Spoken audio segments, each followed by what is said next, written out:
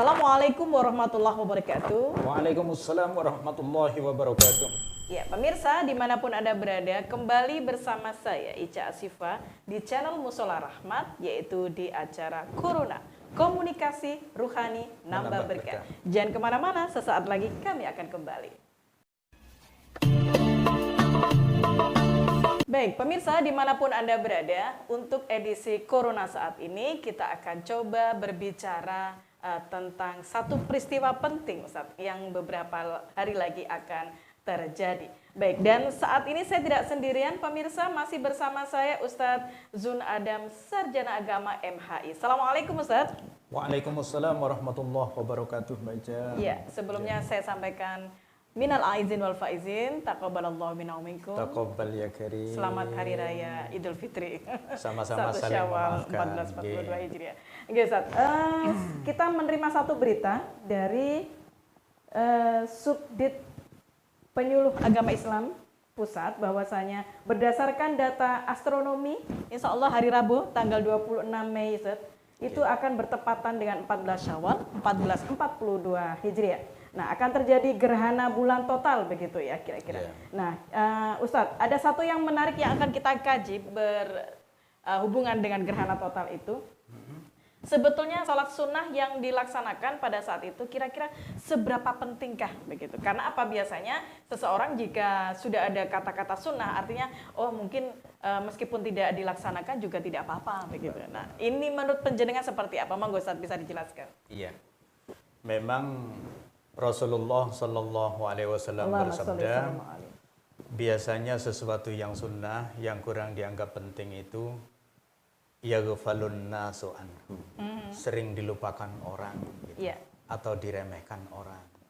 Tetapi justru Rasulullah Shallallahu Alaihi Wasallam sendiri, justru beliau berat sekali meninggalkan yang sunnah itu. Memang kebanyakan orang yang sunnah itu dianggap sesuatu yang remeh, hanya mementingkan yang wajib saja. Padahal Islam tidak mengajarkan begitu, Mbak Ica. Jadi kita mengikuti dalil yang umum, firman Allah, wa ma atakumur rasul fakhudhuh wa ma nahakum anhu fantahu. Apapun yang diajarkan oleh Rasul kepadamu, terimalah, pelajari, fahami dan amalkan.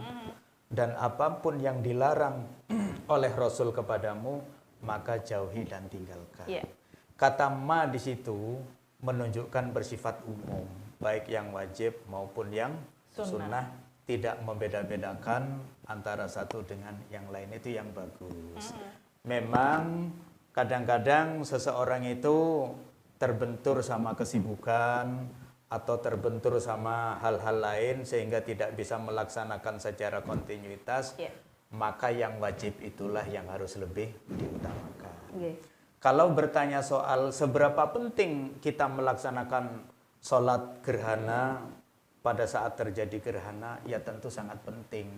Paling tidak harus kita tunjukkan bahwa kita itu sebagai hamba-hamba yang takut kepada Allah Subhanahu wa Ta'ala. Rasulullah pada waktu pernah terjadi peristiwa gerhana, beliau pucat, beliau ketakutan, langsung lari ke masjid, beliau langsung sholat 2 rakaat. Ketika ditanya oleh sahabat, ada apa wahai Rasul? Engkau kok kelihatan begitu takut, langsung lari ke masjid. Apa jawab Nabi? Aku kira ini akan terjadi hari kiamat. Begitu. Berarti menunjukkan kelak terjadinya kiamat itu berawal dari redupnya matahari ataupun redupnya rembulan. Idza syamsu kuwirat, kan begitu. Wa idan nujumun kadarat, apabila matahari digulung, artinya digelapkan, dan apabila bintang-bintang di langit termasuk bulan itu juga diruntuhkan oleh Allah. Nah, itu. Jadi itu merupakan tanda-tanda kiamat akan seperti itu kelak, ya, tetapi mungkin ini masih belum. Tetapi paling tidak peristiwa tersebut memberikan pelajaran bagi manusia agar takut kepada Allah, melemahkan mental manusia agar takut kepada Robnya, kepada Tuhannya. Saya khawatir justru kalau manusia meremehkan, merasa tidak takut terhadap Allah, akan ada apa-apa di kemudian hari kita tidak tahu, Mbak Ica. Itu termasuk sebuah kesombongan begitu kan? Bisa saja termasuk seperti itu. Beda dengan ilmuwan barat, melihat gerhana matahari hanya dari segi astronomi, hanya dari segi sains, ya, hanya dari segi keilmuan, hanya sebatas itu mereka. Tapi pengetahuan mereka tidak sampai kepada siapa yang menciptakan semua itu. Betul. Nah, itu. Sementara kita umat Islam melihat itu semua adalah tanda-tanda kebesaran Allah, dan ketika melihat tanda-tanda kebesaran Allah, apa yang harus dilakukan?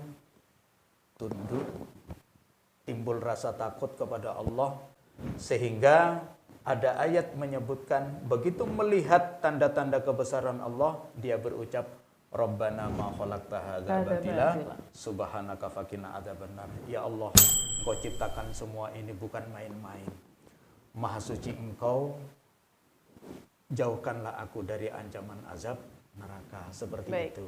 Nah ini Ustaz, berkaitan dengan asumsi masyarakat barangkali ada yang beranggapan seperti ini, wah ini kalau ada gerhana bulan ini dikait-kaitkan dengan sesuatu peristiwa gitu, apalagi kan ini pandemi ya, apa karena pandemi sehingga gerhana bulan itu terjadi atau bagaimana begitu? Menurut panjenengan pripun kalau seandainya ada keterkaitan antara terjadinya gerhana bulan dengan anggapan masyarakat tentang peristiwa-peristiwa itu? Dulu di zaman Nabi, tentunya di zaman Nabi kan belum begitu lepas sepenuhnya dari peristiwa sebelumnya yang disebut zaman jahiliyah. Ya. Memang ada di antara putra Rasulullah SAW yang wafat kebetulan bersamaan dengan peristiwa gerhana. Sehingga para sahabat waktu itu ada yang berasumsi atau beranggapan, wah terjadi gerhana, berarti gerhana ini sangat berkaitan dengan wafatnya putra Rasulullah SAW. Maka kemudian Rasulullah bersabda dalam hadis riwayat Bukhari, Innas samsa wal qamara ayatani min ayatillah. Sesungguhnya matahari maupun bulan itu merupakan dua tanda-tanda di antara tanda-tanda kekuasaan Allah. Allah berkuasa menerangkan kembali matahari bulan, dan Allah berkuasa meredupkan matahari maupun bulan. Itu tanda. Kata Nabi, la yakhsifani limauti ahadin wala lihayati. Tidak ada kaitannya dengan kematian seseorang maupun kelahiran maupun kehidupan seseorang. Idza ra'aitum dzalik, makanya kalau kamu melihat gerhana matahari ataupun gerhana bulan, fad'ullaha, perbanyaklah kamu memohon kepada Allah. Ini kan berarti penting. Nabi menyuruh berdoa pada Allah, berarti waktu gerhana itu doa sangat makbul, Pak Ija. Begitu ya. Ya. Kemudian doa memohon perlindungan kepada Allah, ya. Jadi Allah tunjukkan tanda-tanda kekuasaannya. Itu artinya apapun yang Allah lakukan bagi manusia bisa saja terjadi karena Allah Maha Kuasa. Meredupkan matahari saja bisa, apalagi mendatangkan satu musibah, tentu Allah Maha berkuasa daripada itu. Jadi tak ada kaitannya sama sekali dengan musibah, apalagi dikaitkan dengan corona. Ya, betul. Tentu takdirnya sudah sendiri-sendiri begitu ya. Justru kita beramai-ramai untuk melakukan sholat kusuf, ya sholat gerhana, mohon pada Allah, mudah-mudahan Allah segera menghilangkan wabah atau pandemi corona ini. Nah, perbanyak takbir juga, kemudian perbanyak kemudian melakukan sholat gerhana, dan juga watasodaku, perbanyak bersedekah. Baik, tadi sudah disinggung bagaimana kita seyogyanya untuk bisa melaksanakan sholat gerhana. Nah ini menarik Ustadz, kira-kira sholat gerhana itu afdolnya dilaksanakan di mana ya? Di rumah, di tanah lapang, atau di masjid? Dan kami para muslimah ini bisa tidak mengikutinya begitu Ustadz? Dan tata caranya seperti apa? Insya Allah sholat gerhana ini hari Rebu ya, hari Rebu Insya Allah, besok. tanggal 26 Mei. Kira-kira jam 4.45 itu sudah masuk unbra pertama. Jadi kita mulai banyak bertakbir, ya, banyak berdoa, kita juga banyak memohon ampun kepada Allah. Kemudian setelah selesai sholat maghrib, kira-kira jam 6:10 itu sudah masuk pada unbra kedua, kita sudah bisa melakukan sholat gerhana, ya. Kemudian nanti pada jam 6:25 ya itu masuk pada unbra ketiga, kita mengadakan khutbah gitu ya, khutbah sholat gerhana. Bersambung dengan sholat bersambung dengan sholat isya. Nah, habis itu kira-kira jam 8 kurang 5 menit lah gitu, itu masuk pada umbra keempat gitu. Artinya gerhana sudah hampir berakhir. Nah, bagaimana kalau tata cara pelaksanaan sholat gerhana itu seperti sholat sunnah biasa, hanya saja rukuknya 2 kali. Gitu. Iya. Jadi takbiratul ihram sebagaimana sholat biasa kan ruku. Iya. Ya. Setelah ruku itu sami Allahu liman hamidah, nggak langsung sujud. Rukuk lagi. Enggak, kembali berdiri, kembali berdiri. sedekap lagi, baca lagi.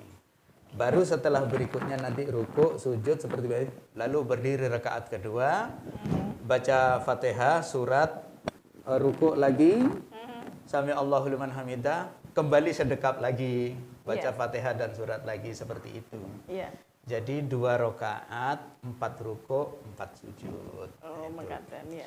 Kemudian afdolnya di rumah apa di masjid, di mushola, di tanah lapang. Kalau menurut Ibnu Hajar Al-Asqalani dalam Fathul Bari mengatakan di tanah lapang itu lebih bagus, lebih menampung orang banyak, kelihatan lebih khusyuk, melihat alam langsung ya, alam terbuka, dan bisa melihat kondisi bulan gerhana secara langsung. Prosesnya ya, bisa dilihat dan prosesnya dinikmati secara ya. langsung. Ya. Tetapi kalau memungkinkan, kalau tidak ya di masjid juga tidak apa-apa. Bahkan dalam kitab Syarah Mumti menurut Shalih Al-Utsaimin Ya. dalam kitab Syarah Al-Mumti dilakukan sendiri pun di rumah gak apa-apa. Kalau memang bisa melakukan sendiri di rumah. Karena idza ra'aitum dzalik ya fasallu, kata-kata bila kamu melihat bulan gerhana maka sholatlah. Tidak ada harus perintah di masjid, di mushola dan apa. Nabi hanya bilang maka sholatlah. Itu berarti boleh di rumah. Jadi tidak mutlak harus di masjid. Hanya saja ulama menilai, apalagi yang dipraktekkan oleh Nabi memang melaksanakan sholat itu di masjid secara berjamaah. Begitu. Bagaimana dengan wanita? Apa boleh ikut? Boleh. Berdasarkan hadis dari Aisyah radhiyallahu anha, Aisyah juga pernah. Ketika ngajak ngomong Aisyah, lagi apa engkau? Aisyah memberikan isyarat. Karena waktu itu Aisyah sedang sholat, memberikan isyarat. Subhanallah, begitu. Jadi, apakah engkau sedang melakukan sholat gerhana atau menghadap Allah? Aisyah memberikan isyarat mengiyakan, gitu. Berarti Aisyah juga pernah ikut sholat gerhana bersama orang-orang. Berarti banyak. kita yang muslimah bisa ikut serta ya? Bisa ikut. Hanya saja Sayyid Sabiq dalam fikih sunnahnya mengatakan, tetapi kalau sekiranya wanita menimbulkan fitnah, lebih baik dia sholat di rumah saja. Ya, betul. Sholat gerhana di rumah saja. Baik, terima kasih Ustaz atas penjelasannya.